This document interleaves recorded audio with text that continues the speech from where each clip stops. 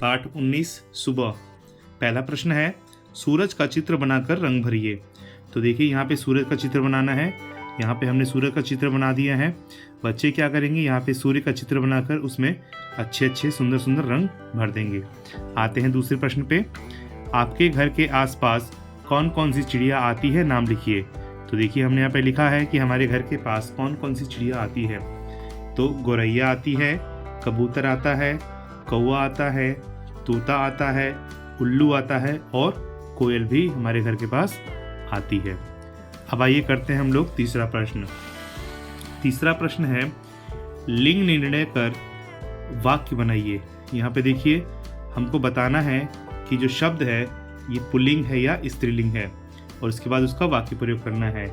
तो देखिए पहला है पहाड़। पहाड़ जो है पुल्लिंग होता है, इसका वाक्य प्रयोग होगा पहाड़ बहुत ही ऊंचा है। दूसरा है किरण। किरण स्त्रीलिंग होता है, सूरज की किरणें काफ़ी तेज हैं। आंसू। आंसू पुल्लिंग होता है, इसका वाक्य प्रयोग होगा तुम्हें देखकर मेरी आंखों में आंसू, खुशी के आंसू आ गए। चौथा है किताब।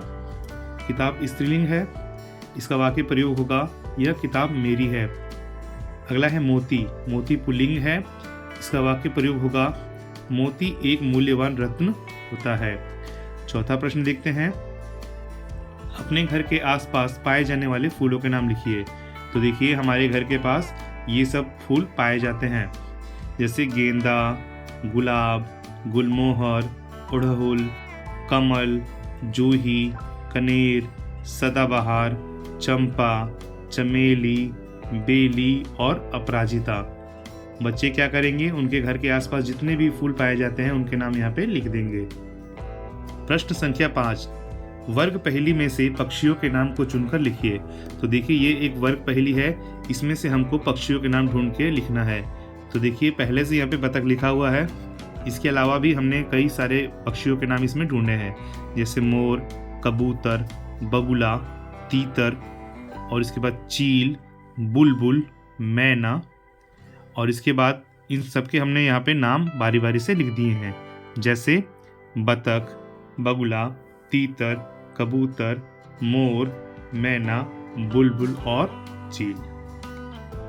छठा प्रश्न, गद्यांश को पढ़कर प्रश्नों के उत्तर दीजिए। तो गद्यांश है, आइए इसको पढ़ते हैं।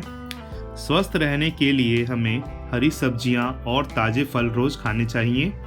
गाजर, मटर, बंद गोभी एवं पालक आदि का सेवन हमें रोगों से दूर रखता है, जबकि सेब, पपीता, संतरा, अनार एवं आम आवश्यक ऊर्जा प्रदान करते हैं। शाकाहारी भोजन मांसाहारी से अच्छा माना जाता है। हमें तली हुई वस्तुएं खाने से बचना चाहिए। समोसे, बर्गर एवं पिज्जा पाचन शक्ति को कमजोर करते हैं। चॉकलेट और टॉफी दांत के शत्रु हैं। स्वस्थ रहने के लिए खान पान पर ध्यान देना आवश्यक है। तो ये था गद्यांश। आइए इस पे कुछ प्रश्न है उसको बनाएं। पहला है, स्वस्थ रहने के लिए हमें क्या करना चाहिए। तो इसका उत्तर है, स्वस्थ रहने के लिए हमें हरी सब्जियां और ताजे फल रोज खाने चाहिए। अगला है, हमें किन किन फलों से ऊर्जा मिलती है। तो गद्यांश के अनुसार सेब, पपीता, संतरा, अनार एवं आम से हमें ऊर्जा मिलती है। प्रश्न संख्या 7, आप सुबह उठकर क्या क्या काम करते हैं। तो देखिए हमने यहाँ पे अपनी दिनचर्या लिखी है।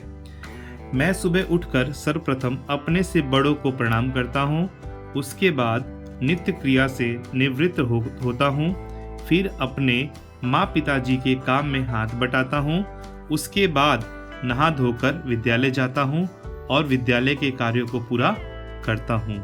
तो ये थी मेरी दिनचर्या। बच्चे अपनी बारी बारी से अपनी अपनी दिनचर्या को यहाँ पे लिख लेंगे।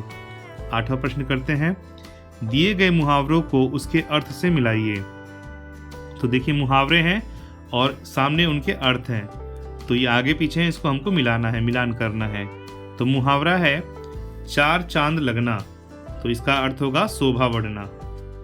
आँख खुलना, इसका होगा होश में आना।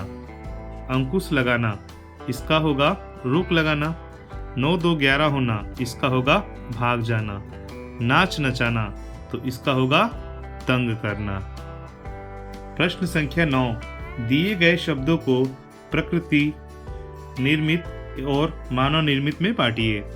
तो देखिए यहाँ पे बॉक्स में कुछ प्राकृतिक और कुछ मानव निर्मित चीजें हैं। तो देखिए प्रकृति निर्मित और मानव निर्मित। प्रकृति निर्मित जिसको प्रकृति ने बनाया है और मानव निर्मित जिसे मानव ने बनाया है। तो देखिए प्रकृति को किसने बनाया, प्रकृति ने किसको किसको बनाया है। तो सूरज, कलियां, चिड़िया, फूल और पानी, ये सब प्रकृति से निर्मित है।